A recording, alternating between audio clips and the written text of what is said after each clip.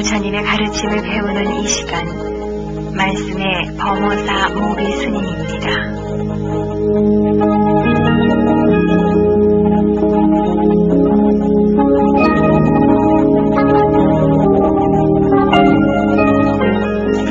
안녕하십니까. 저는 모비 스님입니다.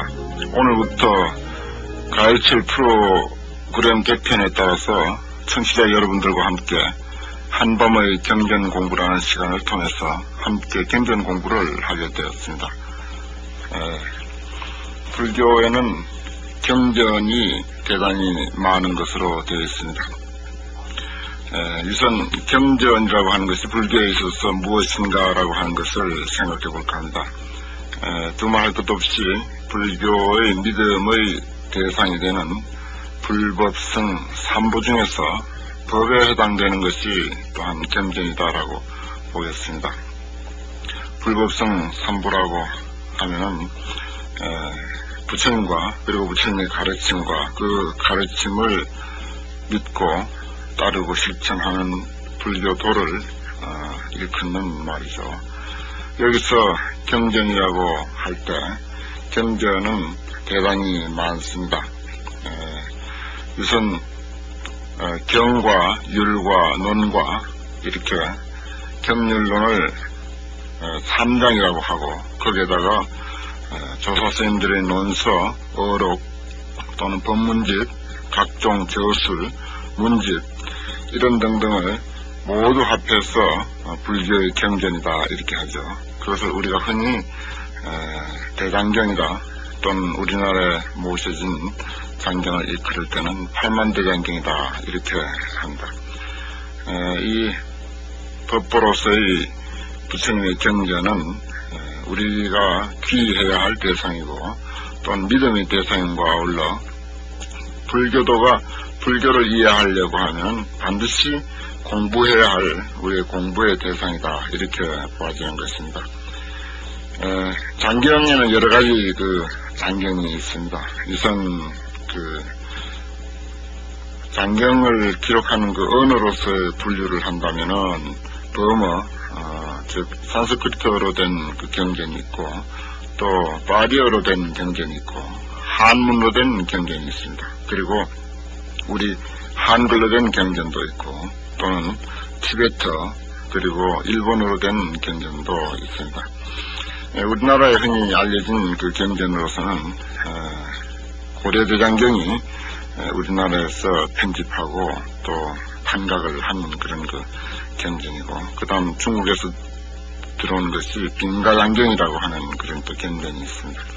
그 다음에 일본에서 만든 대정신수대장경이라고 하는 것이 수정도 잘 됐고 교정이 잘 된 그러한 대장경으로서 대정신수대장경이 있습니다. 이렇게 많은 경전들 중에서 우리 불교인들이 불교를 바로 이해하고 또 어디까지나 자기 개인의 소견과 자기의 어떤 주의 주장이 아닌 바로 부처님의 가르침 경전을 근거로 해서 우리가 불교를 바로 이해하고 또 바로 믿고 바로 실천하자고 하는 그러한 취지에서 경전 공부 시간을 마련한 것 같습니다. 경전은 앞서 말씀드린 바와 같이 이렇게 다양하고 또 그 양도 대단히 많아서 경전의 권수로 우리나라에 모셔진 팔만대장경만 하더라도 6,791권이 됩니다. 흔히 팔만대장경이라고 하는 것은 부처님께서 84,000 중생들의 번뇌를 치료하기 위한 84,000 종류의 법문이다라고 하는 그런 의미에서 팔만대장경이라고 합니다. 그러나 경전의 수도 6,791권이 되고 또 그것은 고려대장경에 실려있는 경전일 뿐입니다. 또 다른 단경에 실려있는 다시 말해서 중복을 피하고 우리가 대강 계산하더라도 사실은 만여 권에 가까운 그런 아주 방대한 그런 경전이 있습니다. 불교는 아시는 바와 같이 이와 같이 경전이 지극히 많습니다. 그래서 우리가 불교를 바로 이해한다면은 두말할 것 없이 경전에 근거를 두고 경전을 공부함으로써 불교를 바로 공부하는 것으로 우리가 이해해야 됩니다. 그렇다면 그 많고 많은 경전을 어디서부터 어떻게 우리가 공부를 해야 가능하면은 노력을 덜 들이고 불교를 올바로 이해할 수 있을 것인가 하는 이러한 문제가 있게 마련인 것이죠. 그래서 소위 경전이라고 하는 말이 있게 되었습니다. 그것은 이제 우리가 의지해야 할 바의 경전이다 이렇게 이제 표현하는데, 이를테면 한국 불교 소위 경전이다 이런 말을 쓰죠. 그래서 한국 불교도들이 불교를 공부하면서 흔히 공부해야 할 그런 그 경전으로 이해되어진 그런 경전, 또 전통 한국 불교에서 그 우리가 의지하고 공부해왔던 그런 그 경전들, 이런 것들을 그 소위 경전이라고 이렇게 이야기를 합니다. 그래서 그 많은 만여 원에 가까운 경전 중에서 사실은 우리가 많이 읽는 그리고 많이 읽히는 그런 그 경전은 그렇게 숫자가 많지 않습니다. 한 30여 권이 될까요? 30여 종류의 그런 그 경전이면 아마 그런 대로 불교를 이해하는데 어느 정도 기본이 되는 그런 그 경전이라고 생각이 듭니다. 오늘 경전 공부를 시작하면서 어떤 경전부터 우리가 공부를 해야 할 것인가, 이것도 연구를 해본 바입니다. 그래서 물론 중요한 경이 있고 또 많이 읽히는 경이 있고 또 최초의 부처님께서 설하신 경전도 있고 그리고 최후에 설하신 경전도 있을 수가 있고 또 대승경전이니 소승경전이니 이런 그 우리가 그 중요성을 생각할 때 그 대상과 그 중요성을 가리는 방법은 뭐 여러 가지 그 견해가 있으리라고 생각이 듭니다. 그러나 우선 경전 공부를 우리가 시작하면서 경전에 대한 그 선입관, 불교 경전은 어렵다, 또 한문으로 돼서 더욱 일반인들이 보기 어려운 것이다 해서 우리가 경전을 좀 멀리하는 그런 그 경향이 있습니다. 그래서 가장 그 우리가 친숙하게 가까이 하는 그 경전, 뜻이 어떻든 그것도 물론 중요하겠고 또 초기 경전이냐 아니면 중기 경전이냐 아니면 후기 경전이냐 또는 불교의 그 핵심이 얼마만치 담겨있는 경전이냐 하는 이러한 것을 그 생각을 해서 공부를 하는 것도 중요하겠지만 그거보다는 우선 우리에게 가장 그 친숙한 경전이 무엇일까, 또 우리에게 가장 그 많이 익혀지는 그런 경전이 무엇일까, 이런 것을 우선 편안하게 생각을 해서 그 선택을 한 것이 천수경입니다. 그래서 오늘부터 천수경 강의를 시작하게 되는 것입니다. 천수경은 아시는 바와 같이 우리에게 아마 경전 중에서는 매우 친숙한 경전이라고 생각이 듭니다. 반야심경과 그리고 금강경과 아울러 불교 조선도 한국 불교에서 가장 많이 읽히는 그 경전이라면 천수경, 반야심경, 금강경 이 세 가지 경전이 아닌가 이렇게 생각이 듭니다.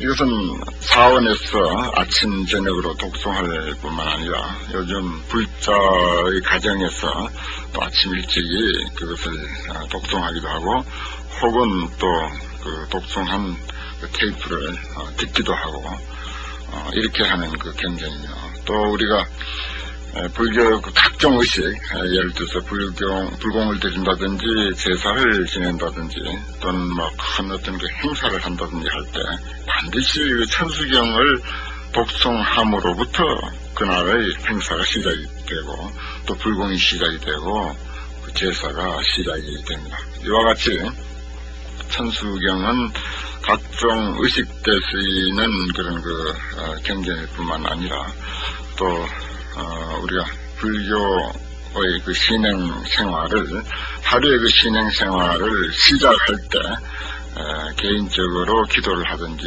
아니면 다른 경전을 읽든지 또는 뭐 사원에 가서 어떤 신의 생활을 하든지 간에 맨 처음 천수경을 한번 독송을 하고 나서 절을 하든지 아니면 여타 다른 경전이 있든지 아니면 또는 뭐 다른 기도를 올리든지 하는 그런 경전으로서 천수경이 제일 친숙하고 제일 많이 읽히는 그런 경전입니다. 그래서 불교도뿐만 아니라 천수경은 비불경이라 하더라도 그 제목에 대해서는 아주 친숙하게 알고 있는 그런 경전입니다. 또 따라서 첫 구절에 나오는 정구업지는 수리수리 마우스의 수수리 사바라고 하는 그런 그 구절은 어린아이들도 국민학생들도 아주 익히 외우고 있는 그런 정도의 그 경전인 것이 바로 천수경입니다. 이래서 우리가 천수경부터 경전 공부를 시작하기로 한 것입니다. 천수경이 우리나라에 언제 어떻게 들어왔는가, 또 천수경의 주된 사상은 무엇인가, 또 현재 우리가 읽고 있는 그 천수경과 앞서 말씀드린 그 불교의 그 전통 장경, 대장경에 수록되어 있는 그 천수경과의 그런 그 관계들, 이런 것들을 간단하게 좀 살펴보고 천수경 본문 공부를 할까 합니다. 우선 그 천수경과 관음신앙은 뗄래야 뗄 수 없는 그런 그 경전입니다.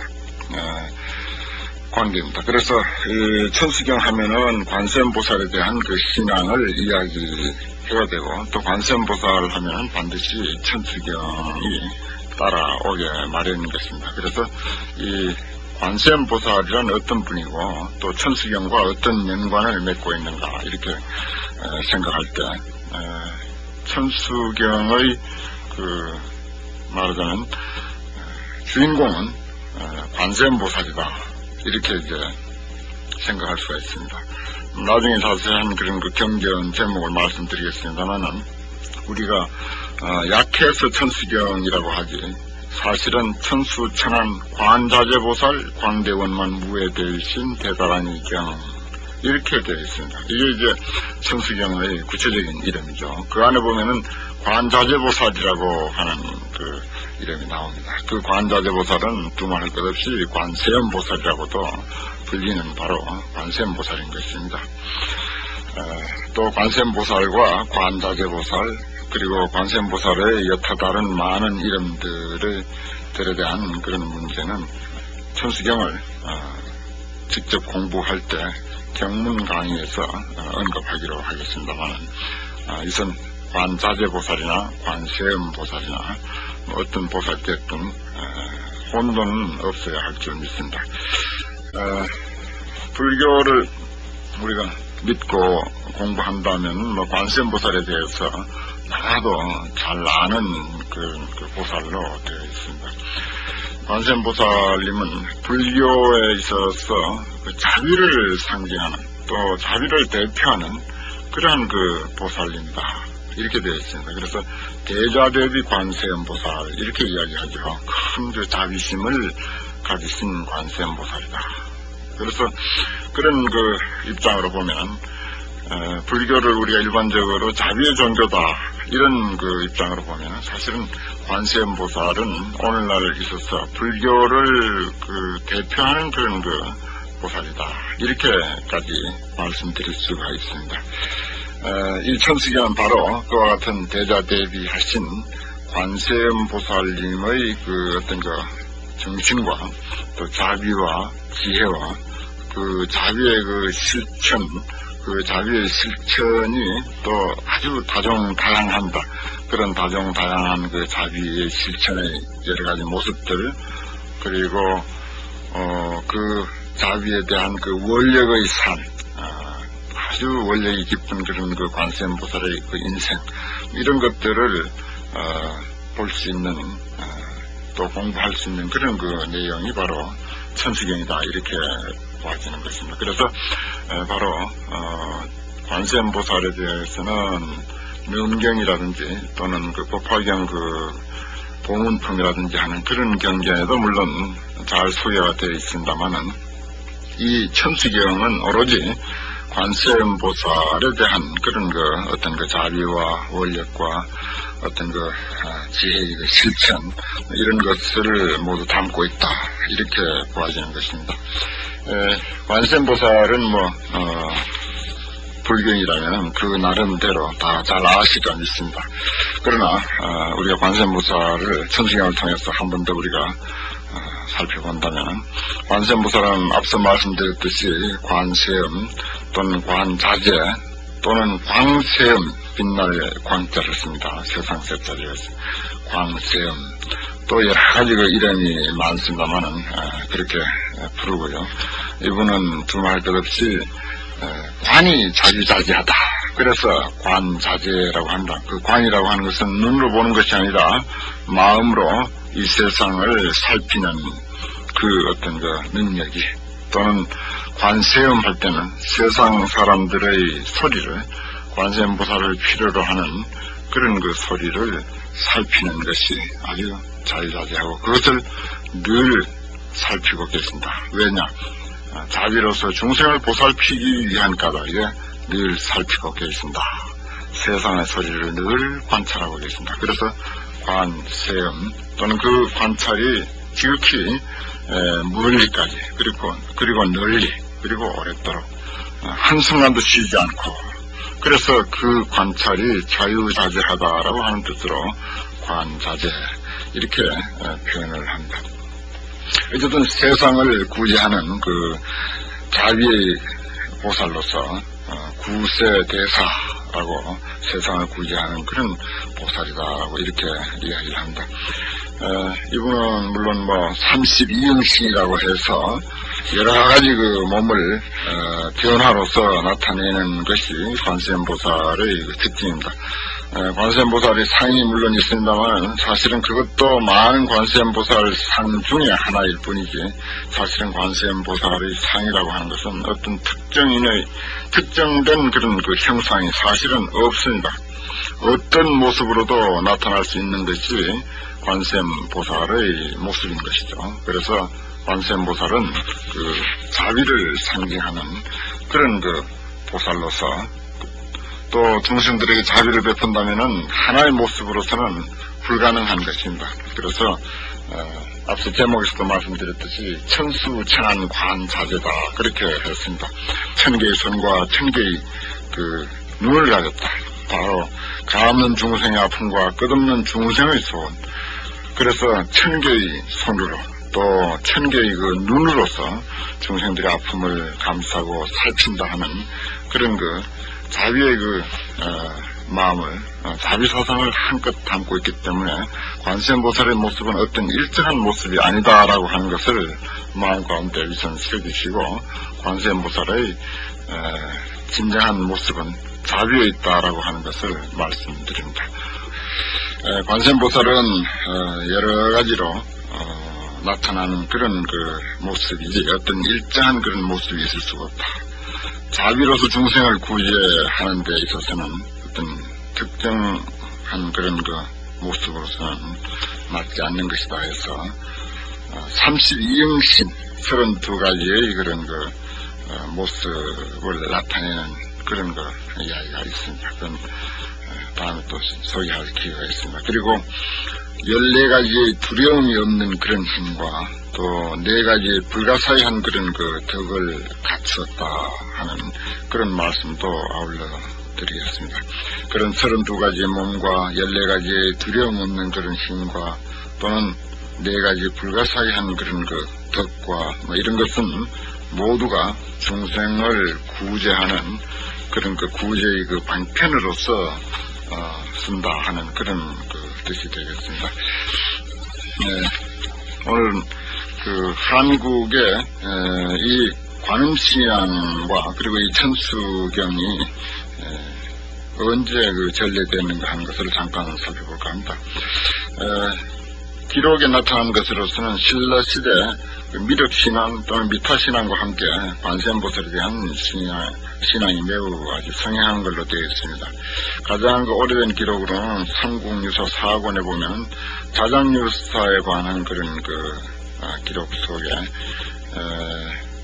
그 자장 법사의 그 붙이는 그런 늦도록 후사가 없어가지고서 걱정하던 끝에 천부의 관세음보살을 조성을 하고 기원한 끝에 자장유사를 얻게 됐다라고 하는 그런 기록이 있습니다. 그래서 말하자면 관세음보살에게 기도를 하고 또 관세음보살상을 천분이나 조성을 해서 모시고 기도한 끝에 그런 훌륭한 아들을 두게 되었다 하는 그런 이야기가 있습니다. 또 중생사 상유사 중생사에 관한 이야기라든지 또는 분황사에 관한 이야기라든지 하는 그런 데도 보면은 역시 천수대비니 또는 삼소 관음이니 하는 그런 관세음보살 또는 천수천안 관세음보살 대의자 대비하신 관세음보살 하는 그런 이야기가 나오고요. 또 김인문이 옥에 있을 때 관음도량을 설치했다라고 하는 그런 이야기도 역시 삼국유사에 나오고 있습니다. 그런 걸로 봐서는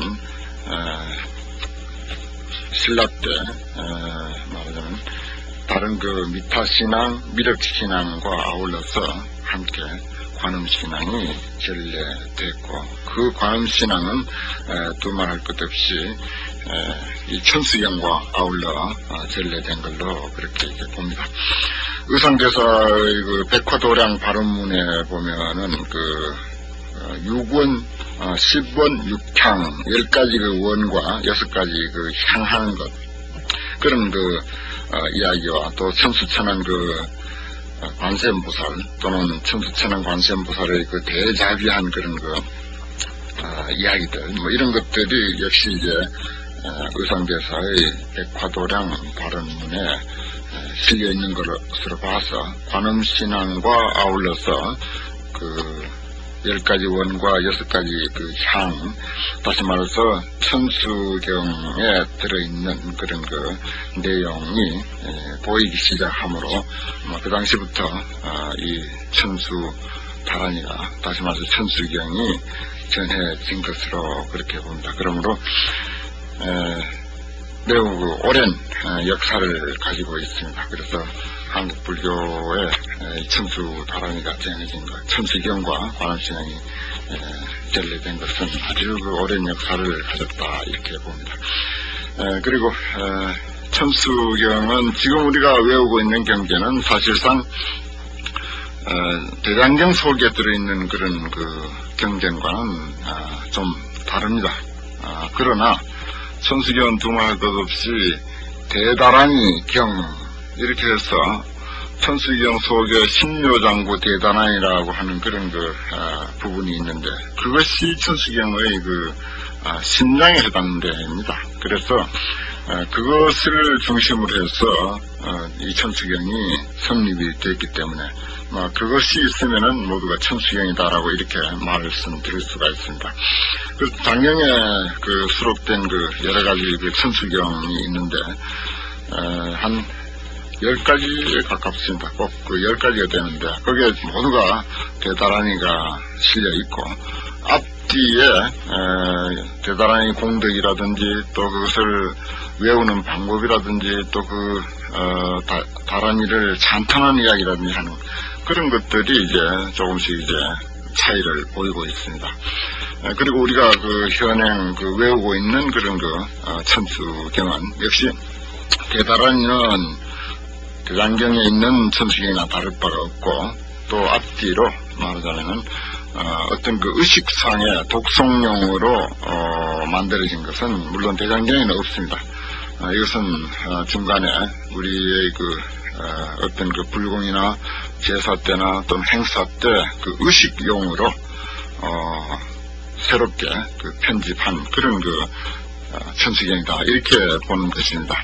그러나 그 천수경의 그 본래의 그 취지인 말하자면 대단히 이것은 들어있기 때문에 천수경으로서 이것은 틀림없는 것이고 조금 더 대장경에 있는 천수경에 비해서 손색이 없는 그런 그 천수경이면은 틀림이 없습니다. 그래서 설사 우리가 대장경에 수록된 천수경과 다소 이게 차이가 있다 하더라도 다란이가 있는 한은 이것은 조금 더 손색이 없는 천수경이라고 이렇게 우리가 생각을 하는 것이고, 또 중간에 우리의 그 의식상에 편리하도록 저렇게 편집한 의도도 물론 조금 더 천수경과 다른 천수경과 차이가 없기 때문에 그런 그 새로운 형식의 그 편집을 했으리라고 그렇게 믿어집니다. 언제 우리가 이 현행 천수경이 편집이 됐고 또 누구의 손에 의해서 성립이 됐는지 그것은 자세한 그런 기록은 아직 우리가 발견하지 못하고 있습니다만은 이러한 그 현행 천수경이 발견된 것은 이조 중엽 이후에 우리의 그 불교의식이 발달했을 때부터 보이는 것으로 그렇게 알려져 있습니다. 그래서 우리의 그 현행 그 천수경과 대장경에 실린 천수경이 다르다고 하더라도 본래의 그런 그 다란이는 조금 더 변함이 없이 전래됐기 때문에 그대로 대장경에 있는 천수경과 함께 우리가 생각을 합니다. 그동안 천수경 관음신앙 그리고 우리나라에 그 전래된 그런 그 역사적인 것 그리고 대장경에 실려있는 천수경과 현행 천수경과의 그런 관계들 이런 것들을 대강 살펴보았습니다. 그러면 천수경을 펼치기 바랍니다. 천수경은 불자라면 한두 권 누구나 다 가정에 모시고 계실 줄 믿습니다. 그리고 또 불자가 사찰에 갈 때는 의뢰의 천수경 한 권은 지니고 가죠. 그리고 또 어느 사찰에 가든지 천수경은 법당에서 우리가 쉽게 접할 수 있는 그런 경입니다.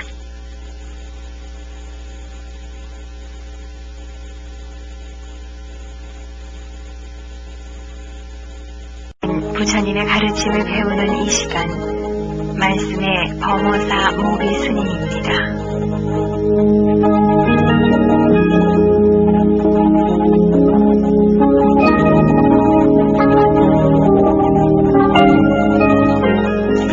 안녕하십니까. 저는 모비 스님입니다. 오늘부터 가르칠 프로그램 개편에 따라서 청취자 여러분들과 함께 한밤의 경전 공부라는 시간을 통해서 함께 경전 공부를 하게 되었습니다. 불교에는 경전이 대단히 많은 것으로 되어 있습니다. 우선 경전이라고 하는 것이 불교에 있어서 무엇인가라고 하는 것을 생각해 볼까 합니다. 두말할 것 없이 불교의 믿음의 대상이 되는 불법성 삼보 중에서 법에 해당되는 것이 또한 경전이다라고 보겠습니다. 불법성 삼보라고 하면은 부처님과 그리고 부처님의 가르침과 그 가르침을 믿고 따르고 실천하는 불교도를 일컫는 말이죠.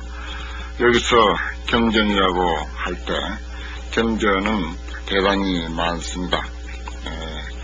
우선 경과 율과 논과 이렇게 경률론을 3장이라고 하고 거기에다가 조사스님들의 논서, 어록 또는 법문집, 각종 저술, 문집 이런 등등을 모두 합해서 불교의 경전이다 이렇게 하죠. 그것을 우리가 흔히 대장경이다 또는 우리나라에 모셔진 장경을 일컬을 때는 팔만대장경이다 이렇게 한다. 이 법보로서의 부처님의 경전은 우리가 귀해야 할 대상이고 또는 믿음의 대상과 아울러 불교도가 불교를 이해하려고 하면 반드시 공부해야 할 우리의 공부의 대상이다 이렇게 보아지는 것입니다. 장경에는 여러 가지 장경이 있습니다. 우선 장경을 기록하는 언어로서의 분류를 한다면은 버머, 즉 산스크리트어로 된 경전이 있고 또 파리어로 된 경전이 있고 한문으로 된 경전이 있습니다.